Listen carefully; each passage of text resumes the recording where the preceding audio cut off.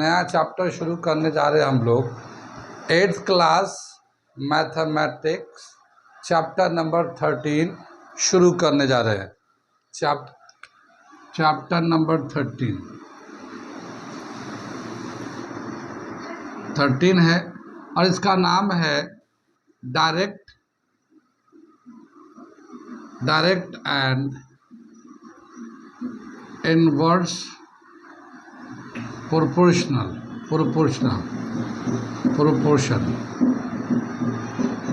Direct and inverse proportional.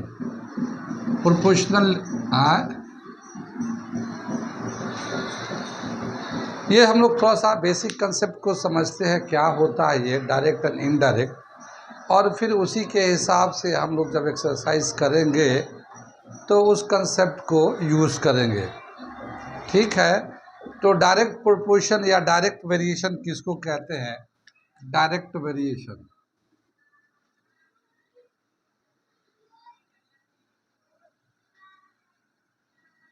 Direct proportion या direct variation भी बोलते हैं इसको।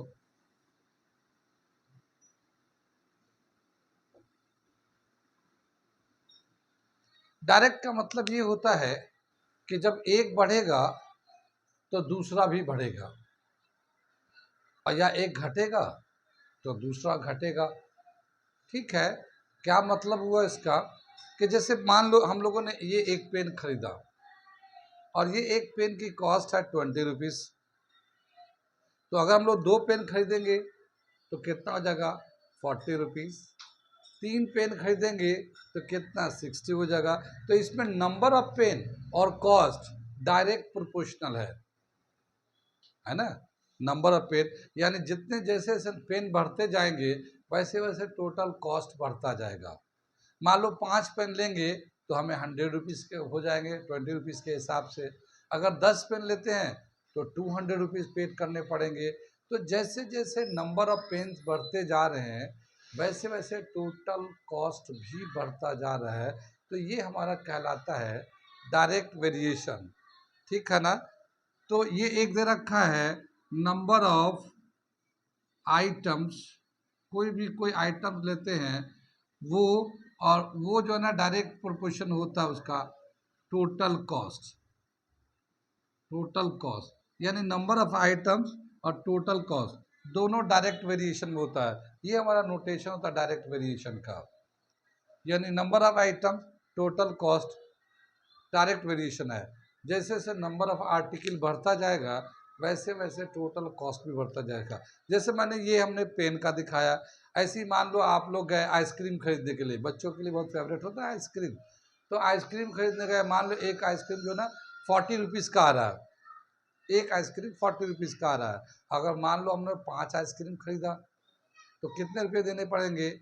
200 रुपीज़ देने पड़ेंगे। ठीक है ना। अगर 10 आइसक्रीम खरीद कर आ गए तो 400 रुपीज़ देने पड़ेंगे। तो जैसे जैसे नंबर ऑफ आइसक्रीम बढ़ता जाएगा वैसे वैसे जो नेट कॉस्ट है वो भी बढ़ता जा रहा है। ये भी डायरेक्ट वेरिएशन है। जैसे मान लो टॉफ़ी खरीदने जा रहे हैं, किटकैट खरीद रहे हैं, 5 स्टार खेल रहे हैं, और भी दूसरे जो टॉफ़ीज़ आते हैं या स्वीट्स आते हैं वो हम लोग खरीदते हैं अगर, तो उसका भी नंबर और to net cost directly proportional है। ठीक है, मान लो एक हम लोग कॉपी खरीद रहे हैं, रजिस्टर खरीद रहे हैं, और वो मान लो 60 रुपये का है या 50 रुपये का है। अगर हम 2 रजिस्टर खरीदेंगे तो 100 रुपये पेड करने पड़ेंगे, 3 खरीदेंगे तो 150 रुपये पेड करने पड़ेंगे। तो ये क्या है? डायरेक्ट है। ठीक है, तो number of articles and total cost कहीं भी डिस्कस करेंगे ये हमारा डायरेक्ट होता है। ठीक है, इतनी बात सुन में। जैसे जैसे जो डायरेक्ट होता है उसका ये प्रोपोर्शनलिटी का साइन होता है। ठीक, डायरेक्ट वेरिएशन का रेशियो सेम आता है। डायरेक्ट वेरिएशन का रेशियो का मतलब ये है कि मान लो हम यहाँ पे एक एग्जांपल दे रहे हैं कि मान लो एक चॉकलेट का जो कीमत है 20 रुपये है। कितने चॉकलेट का कीमत? एक का जो चॉकलेट है, हाँ, ये 20 रुपये का आता है, ये 20 रुपीज़ का ये। अब हम 5 चॉकलेट खरीद के लाते हैं, 5 चॉकलेट लिया तो कितना रुपया पड़ेगा इसका? 100 रुपीज़ का पड़ जाएगा, ये है ना, 100 रुपीज़ का पड़ जाएगा। अगर हम लोग 10 चॉकलेट लाते हैं तो कितने का आ जाएगा? ये 200 का आ जाएगा ये, ठीक है ना, 20 रुपीज़ का चार्ज है ना इसका। अब क्या बताया कि यहाँ पे जो नंबर ऑफ चॉकलेट है वो, और उसका जो कॉस्ट है वो, टोटल कॉस्ट है वो, इसका जो रेशियो होगा, total cost in first case, first मतलब पहली बार जो ले रहे हैं, ये पहली बार का जो नंबर ऑफ आर्टिकल्स है, चॉकलेट है, और उसका जो टोटल कॉस्ट है वो सेम यहाँ पे वही आएगा, यहाँ पे भी वही आएगा। कहाँ पे? Number of chocolate upon total cost, ये दूसरे वाला कंडीशन में भी वही आएगा। क्या मतलब हुआ इसका? कि देख लो, मान लो हम लोग ये वाला लेते हैं, इसको पहला केस लेते हैं, ये दूसरा केस लेते हैं। 5 चॉकलेट का कितना कीमत है? 100 रुपीज़। तो हम लोग इसमें लेते हैं, पहले वाले में क्या लेते हैं हम लोग? चॉकलेट कितना है, मैं इसको ऊपर से जरा मिटाता हूँ। हम लोग 1 नंबर में लेते हैं, नंबर ऑफ चॉकलेट कितना है? 5 है, तो 5 चॉकलेट ले लिया, उसका टोटल कॉस्ट कितना आता है? 100। तो इसका जब रेशियो लेंगे तो ये 5 से 5 अंदर 5 और 5 टू जा 10, ये 20, तो ये 1/20 आ जाएगा। ये पहले में आ गया, ये तो पहले वाला कंडीशन में आ गया। अब दूसरे वाले में लेते हैं हम लोग, number of chocolate in second case, total cost in second case. तो सेकेंड केस में नंबर ऑफ चॉकलेट कितना है? 10, नंबर ऑफ चॉकलेट कितना है? 10, और इसका टोटल कॉस्ट कितना है? 200। तो ये इसका एक जीरो कैंसिल हो गया, तो ये भी 1/20 था, ये 1/20 इसका भी आ गया। तो ये जो है number of chocolate and cost का जब रेशियो लेंगे तो ये रेशियो हमेशा बराबर आता है, ठीक है, रेशियो आर इक्वल। तो क्या देखा गया है कि जो कोई भी डायरेक्ट प्रोपोर्शनल होता है उसका रेशियो सेम होता है, ठीक है, जिसमें डायरेक्ट प्रोपोर्शनल होगा उसका रेशियो सेम आएगा। तो यहाँ पे एक नोट लिख देते हैं क्योंकि इसका यूज़ करना है, in direct proportional proportion ratio are same,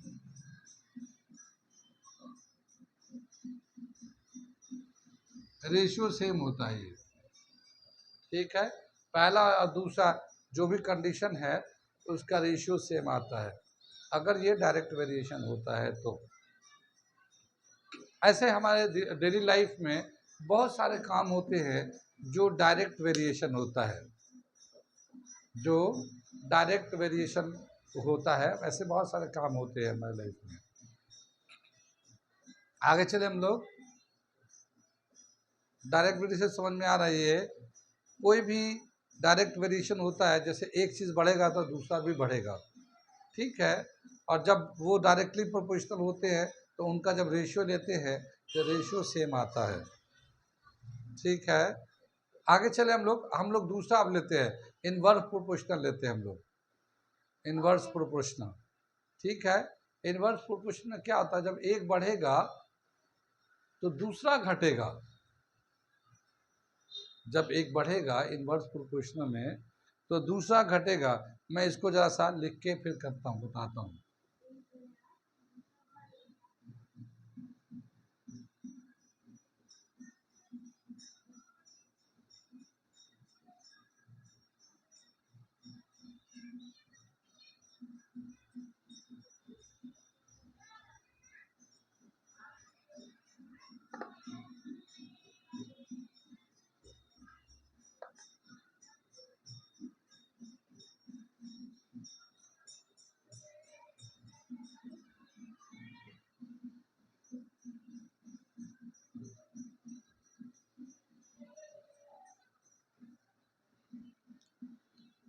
inverse variation, inverse variation या प्रोपोर्शनल।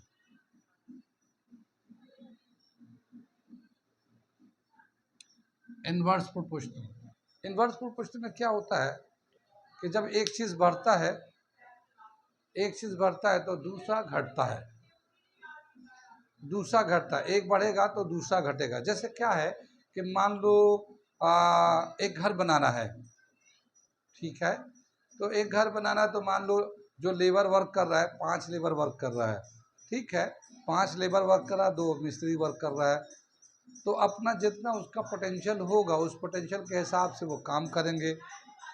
लेकिन अगर हम चाहते हैं कि जल्दी से काम खत्म हो जाए तो क्या करेंगे, हम लोग लेबर को बढ़ा देंगे, मिस्त्री को बढ़ा देंगे। तो उधर लेबर और मिस्त्री जब बढ़ जाएगा तो काम क्या होगा, जल्दी खत्म हो जाएगा। तो एक बढ़ा तो एक घट गया, एक बढ़ा जैसे कि भाई लेबर मिस्त्री को बढ़ा दिया गया तो जल्दी जल्दी काम कंप्लीट हो गया, ठीक है। तो इस तरह से कोई भी काम हो, जब हम लोग काम करते हैं और जो आदमी पे डिपेंड होता है तो ये दोनों एक दूसरे के इन्वर्सली प्रोपोर्शनल है। जैसे हम लोग भी घर में घर में क्या होता है, घर में बहुत सारे, मान लो एक शादी का फंक्शन है तो एक दो लोग होंगे तो बहुत काम का लोड होगा उन पे। लेकिन अगर 5-7 लोग मिल के काम करेंगे तो कोई कुछ काम से देख लेगा, कोई कुछ काम देख लेगा, कोई कुछ काम देख लेगा, तो जल्दी से काम हो जाएगा। तो जब लोग बढ़ जाएंगे तो काम जल्दी कंप्लीट हो जाएगा। लोग कम होंगे तो देर से लगेगा, देर तक लगेगा, टाइम ज़्यादा लगेगा।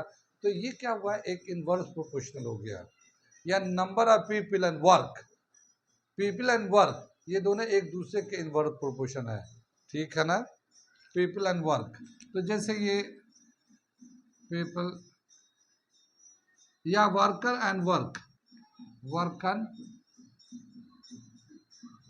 एंड वर्क जो है ये दोनों एक दूसरे के इनवर्सली प्रोपोर्शनल है। ये देखिए नीचे लिखा हम लोगों ने, इनवर्सली प्रोपोर्शनल में नीचे होता है, यानी अगर हमें जल्दी काम कराना है तो वर्कर बढ़ाने पड़ेंगे, ये बढ़ेगा तो ये घटेगा, इनवर्सली प्रोपोर्शनल होता है। कितनी बात समझ में आई? इसको अगर हम लोग अगर इधर करेंगे तो worker into work, worker into work is equal to 1 आ जाता है ये, ठीक है। ये क्या समझ में आया कि इनवर्स प्रोपोर्शन में प्रोडक्ट जो है सेम रहता है, प्रोडक्ट सेम आता है। इनवर्सली प्रोपोर्शनल में जो दो टर्म इनवर्स रिलेट कर रहा है उनका प्रोडक्ट निकालेंगे ना तो अगले जो दो टर्म आएंगे उनके प्रोडक्ट के बराबर ही आएगा वो, ठीक है। जब हम क्वेश्चन करेंगे तो और बातों को समझाएंगे, मैं तो अभी कंसेप्ट बता रहा हूँ। तो क्या बताए, इन इनवर्स, ठीक है, द प्रोडक्ट इज सेम। जैसे हम लोग डायरेक्ट वेरिएशन में रेशियो सेम था, हमें इनडायरेक्ट वेरिएशन में प्रोडक्ट सेम होता है। अभी जब हम लोग क्वेश्चन करेंगे तो समझ में आएगा। ऐसे ही एक एग्जाम्पल और ले लेते हैं। क्या दे रखा है, डिस्टेंस एंड स्पीड, ये भी इनवर्स रिलेटेड है। डिस्टेंस एंड स्पीड क्या मतलब हुआ, मान लो हमारा स्कूल जो है ये हमारे घर से 5 किलोमीटर के दूरी पे है, ठीक है। मान लो हमारा स्कूल हमारे घर से 5 किलोमीटर के दूरी पे है, हम साइकिल से जाते हैं स्कूल। जब हम साइकिल से जाते हैं तो हमें लगभग 15 से 20 मिनट लग जाते हैं, 20 मिनट मान के चलो, 20 मिनट लग जाते हैं साइकिल से जाते हैं। तो अगर मान लो हम लोग स्कूटर से जाएं तो टाइम घटेगा या बढ़ेगा, टाइम कम लगेगा। क्या मतलब हुआ कि स्पीड बढ़ गया, साइकिल से ज़्यादा होता है स्पीड स्कूटर के, तो स्कूटर का स्पीड जब बढ़ गया तो जाहिर है हमारा टाइम घट गया, जो टाइम लगता है स्कूल तक जाने के लिए वो टाइम घट गया। तो ये इन्वर्स प्रोपोर्शनल हो गया। मान लो अगर हम स्कूटर के बजाय बाइक से जाएं तो बाइक की स्पीड और भी ज़्यादा होता है तो और कम टाइम में पहुंच जाएंगे। तो क्या समझ में आया, जो इस टाइम है और जो स्पीड है या डिस्टेंस, जो हमारा जो टाइम लगता है और जो स्पीड है, वो दोनों एक दूसरे के इन्वर्सली प्रोपोर्शनल होते हैं। अगर स्पीड बढ़ेगा तो टाइम घटेगा, ठीक है। लेकिन यहाँ पे डिस्टेंस कांस्टेंट होता है। जैसे इसमें जो है ना काम कांस्टेंट था, ठीक है ना, काम कांस्टेंट मतलब जैसे एक घर बनाना था इस वाले में जैसे बताया था ना, लेबर चाहिए, 4 लेबर 2 मिस्त्री काम कर रहे हैं, लेकिन तो काम क्या हो रहा है, एक घर का बनना है, हम चाहते हैं कि वो घर जल्दी से कंप्लीट हो जाए बन के, तो लेबर बढ़ा दो, मिस्त्री बढ़ा दो, जल्दी से खत्म हो जाएगा। ऐसे ही यहाँ पे क्या है कि दूसरे वाला में कि जो स्पीड और टाइम है, ये दोनों एक दूसरे के डायरेक्टली और इन्वर्सली प्रोपोर्शनल होते हैं। स्पीड एंड टाइम, स्पीड बढ़ेगा तो टाइम घटेगा, लेकिन इसमें डिस्टेंस फिक्स होना चाहिए। जैसे हमारे घर से स्कूल का जो डिस्टेंस है वो फिक्स है, ऐसा नहीं कि आज कुछ और डिस्टेंस होगा स्कूल, कल दूसरी जगह स्कूल चला जाएगा, या हमारा घर कल दूसरी जगह चला जाएगा, ऐसा नहीं है। ठीक है, तो जो डिस्टेंस है वो फिक्स है, तो स्पीड एंड टाइम जो है ना एक दूसरे के इन्वर्सली प्रोपोर्शनल है। तो यहाँ पे इसको भी लिख देते हैं, speed and time are inversely proportional. ठीक है ना, ये दोनों एक दूसरे के इन्वर्सली प्रोपोर्शनल है। और अगर इन दोनों को मल्टीप्लाई कर देंगे स्पीड को टाइम से, तो ये तो डिस्टेंस आएगा, मगर ये डिस्टेंस फिक्स है, ये डिस्टेंस कम ज़्यादा नहीं होता। ठीक है, इन्वर्सली प्रोपोर्शनल है। ठीक, कुछ समझ में बात आ रही है, कौन सा टर्म को डायरेक्टली बोलते हैं, कौन सा टर्म को इन्वर्सली बोलते हैं, कब डायरेक्टली होता है, कब इन्वर्सली होता है, ये बात समझ में आ रही है। यानी जब एक चीज़ बढ़ेगा तो उसी के हिसाब से दूसरा भी बढ़ता है, तो वो तो डायरेक्ट है, लेकिन जब एक बढ़ता है लेकिन दूसरा घटता है तो वो हमारा इन्वर्स होता है। डायरेक्ट में, हाँ इनडायरेक्ट, डायरेक्ट में तो रेशियो सेम आता है, और इनडायरेक्ट में प्रोडक्ट सेम आता है। कितनी बात समझ में आई? तो आज हम लोग यहाँ पे रहने देते हैं इस कंसेप्ट के साथ, कल हम लोग इसके आगे जो है ना एक्सरसाइज के क्वेश्चन करेंगे। ठीक है।